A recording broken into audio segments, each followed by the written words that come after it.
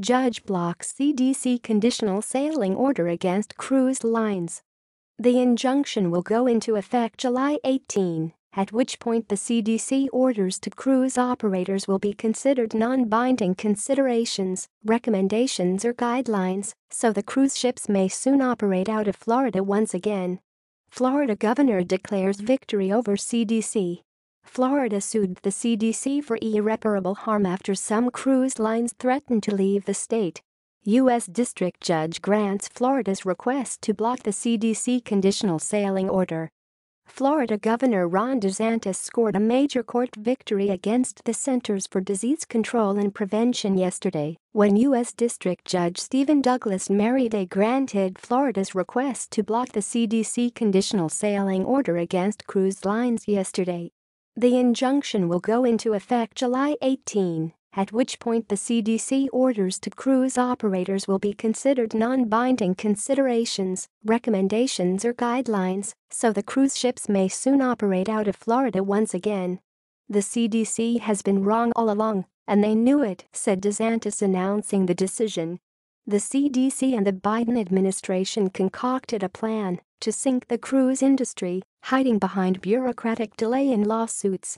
Today, we are securing this victory for Florida families, for the cruise industry, and for every state that wants to preserve its rights in the face of unprecedented federal overreach.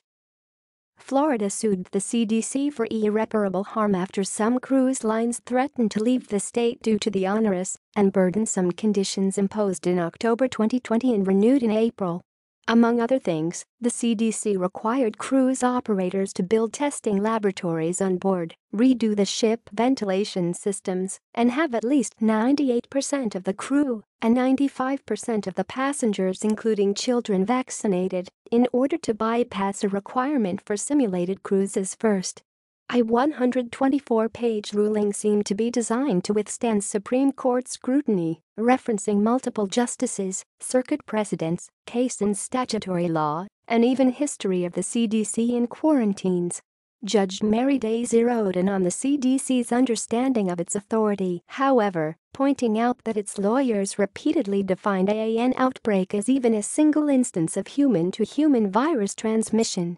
By doing so, the CDC claims authority to impose nationwide any measure whatsoever based only on its director's discretionary finding of necessity, wrote Merriday, calling it a breathtaking, unprecedented, and acutely and singularly authoritarian claim.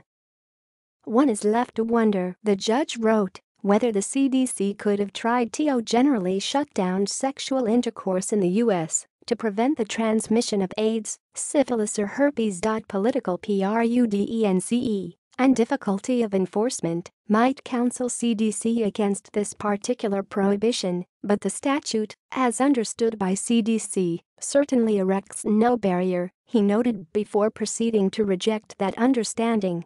Merriday even cited the May ruling by his colleague in D.C., Judge Dabney L. Friedrich, which clocked in at only 20 or so pages, but disputed the CDC's right to impose a nationwide moratorium on eviction of delinquent renters. More than 13 million cruise passengers and crew embarked or disembarked in Florida in 2019, patronizing the state's economy. The cruise industry's return will be an important milestone in the fight for freedom, DeSantis added, pointing out that Florida continues to thrive while open for business,